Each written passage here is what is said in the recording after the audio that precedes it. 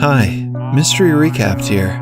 Today, I am going to explain a short drama film called The Carmen Lane. Spoilers ahead, watch out, and take care.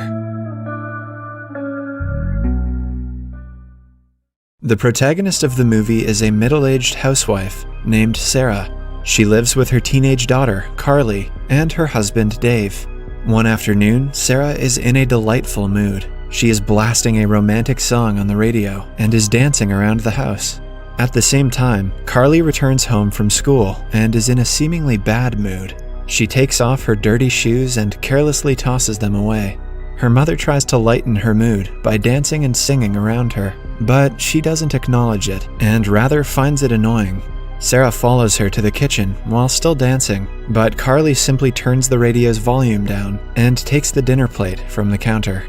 It is evident that Carly doesn't appreciate her mother's efforts and takes her for granted. Sarah, however, doesn't seem to mind her daughter's indifference. She simply turns the volume back up and checks Carly's bag to see if she has eaten all of her food. Sarah then finds a test paper inside her bag that has very bad grades. Although it is only a mock test, she urges her daughter to do better. Carly again ignores her, which has become sort of a routine in the household. When Sarah asks for an answer, she simply walks away to her room. Moments later, Sarah picks up her drink from the living room's coffee table, but it drops from her hand. She starts to panic and yells for help as her feet begin to move on their own. Carly hears her cry and quickly runs downstairs to see her mother is levitating off of the ground. She is too stunned to speak. In the following scene, 3 men are trying to bring Sarah back to the ground. One of them is her husband, Dave. He holds her hand for emotional support as the other 2 guys pull Sarah down. They try their best but do not succeed. It is almost as if they are working against a mysterious force that is keeping her afloat. Maybe an angry Harry Potter is lurking around the corner. No matter how much they try, she doesn't budge from her place. Carly watches them from the door, not being able to comprehend what is going on. The men leave a while later, but Sarah keeps levitating. Dave then calls their family doctor, Dr. Behringer, to inspect the situation. He measures the distance she has elevated from the ground and finds out that she is going higher over time. This worries the entire family. Even the doctor does not have an answer as to how it is possible. He simply takes her blood sample to study it and hopefully find out why gravity has stopped working on her. He also promises to send in a consultant, Dr. Benham, who can potentially help her. The husband asks him how long it will take, but the doctor assures them that since Sarah is healthy, there is every reason to believe she will be better in no time. Starting that day, Sarah cannot move around and keeps on flying upwards. In only one day, she stands taller than her husband. Dave buys a bedpan to help her defecate, a real sign of true love, but their hopes of her getting better are fading with time. Since she cannot move from the room, the father and daughter redecorate it to fit her needs and keep her entertained. Soon, Sarah's sisters also come to her house to help her with life. It is almost as if she is bedridden and needs people to take care of her. They clean up after her every day. Eventually, they start needing a ladder to reach her. Dr. Behringer visits regularly to check up on Sarah and measure how much she has elevated since the last time. He keeps track of the math and finds out that she is being pulled up at a higher rate as time passes by. To stop this, he makes her wear a belt with weights inside of it, so the weights would decrease the rate of elevation. However, this doesn't help Sarah's case, and she almost reaches the ceiling. Dave starts getting frustrated seeing no results out of the doctor's experiments. At night, Sarah starts wrapping a blanket around herself while sleeping on air. Dave loves his wife dearly and makes sure to be with her all the time. He has shifted from the bedroom to the living room to be with her at night, just in case she needs anything. Sarah's consultant, Dr. Mary Benham, only arrives after a week. By this time, Sarah is up on the ceiling, struggling to go further up.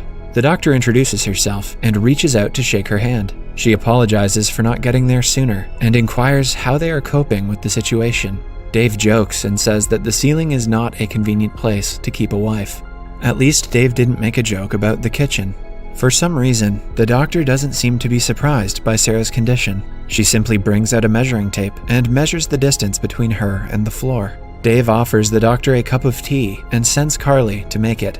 Without Sarah's help, the kitchen is a complete mess. Carly brings out a dirty mug from the sink and simply rinses it before pouring tea in it and handing it to the doctor. Carly is that lazy roommate that we have all had before. After realizing the severeness of Sarah's condition, the doctor's demeanor changes.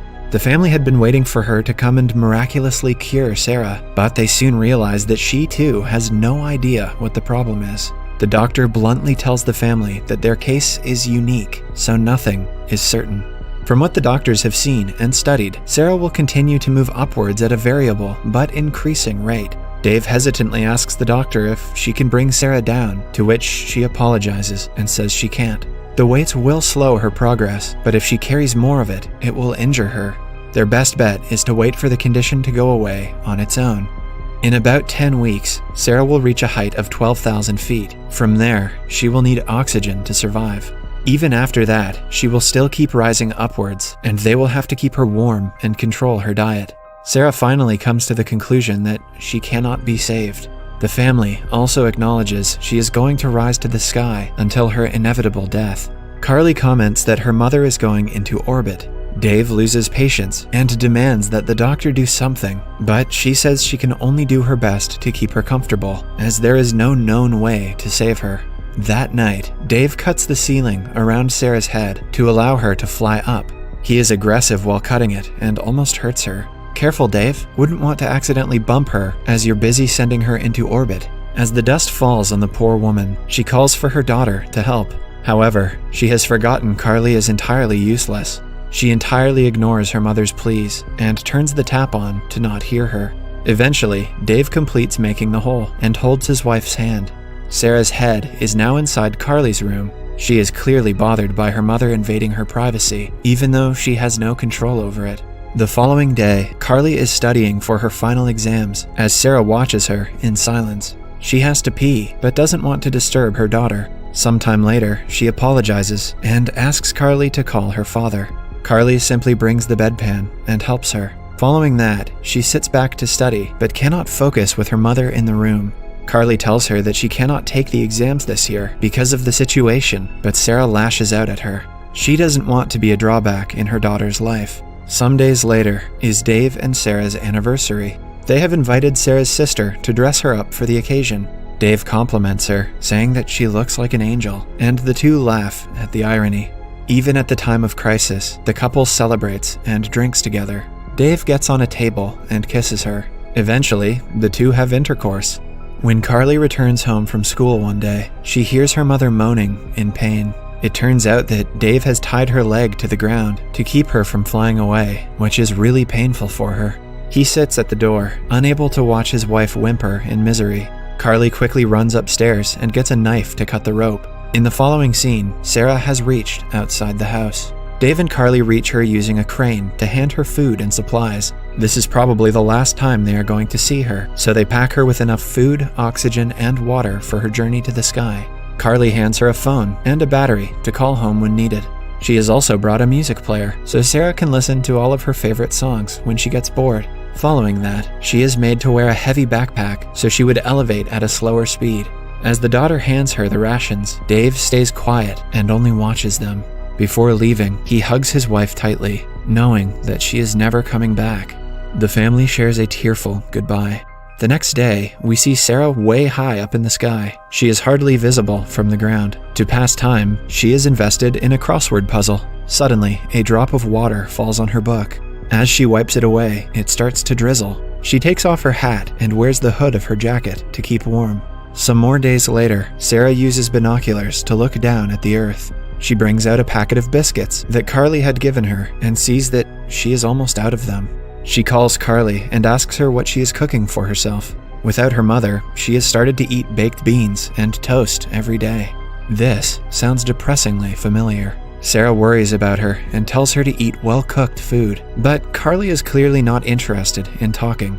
She answers in single words, mostly because it is overwhelming to talk to her mother, knowing that she will die one of these days. Sarah apologizes for disturbing her and claims that she misses her, but Carly hangs up the call before she can finish. Sarah gets emotional after the call, so she brings out her music player to help her calm down. But to her misfortune, she accidentally drops it. For some seconds, she loses her calm and screams in frustration. Her screams invite a flock of birds towards her, which instantly cheers her mood. She waves her hands around happily in between them. Dave misses his wife dearly and resorts to alcoholism to get rid of the pain. One night, it starts to rain heavily. Although Sarah is wearing thick clothes, they are not enough to keep her warm. She misses her family, but can do nothing about it. She somehow survives the night, holding herself to keep warm. The following day, she reaches higher in the sky and now requires an oxygen mask to survive. She removes the mask and calls her husband. Dave runs to the phone and asks her if she is doing well. Carly also comes running, worried about her mother. Sarah tells Carly that even if she fails her exams, she is very proud of her and will always love her. Dave repeatedly asks her to put the oxygen mask back on, but she refuses. Instead, she asks them to stand away from the hole in the ceiling. Seconds later, a bag falls through it. The two register that Sarah has decided to stop holding on to her life. Carly falls to the floor and hugs the bag, begging for her mother to return. As the sun rises, Sarah flies faster into the sky. With a smile on her face, she tells her husband that she loves him and puts the phone down. A while later, it falls through the ceiling. The father and the daughter hold each other and cry, mourning Sarah's death. It is now a few weeks after the incident. The family has repaired the ceiling. Carly prepares tea and breakfast for both of them and studies hard for her finals. Dave notices a change in her behavior after Sarah's death. The movie ends as they eat the meal in silence. Subscribe for more videos like this, turn on notifications, and leave a like to help the channel out. Thank you for watching.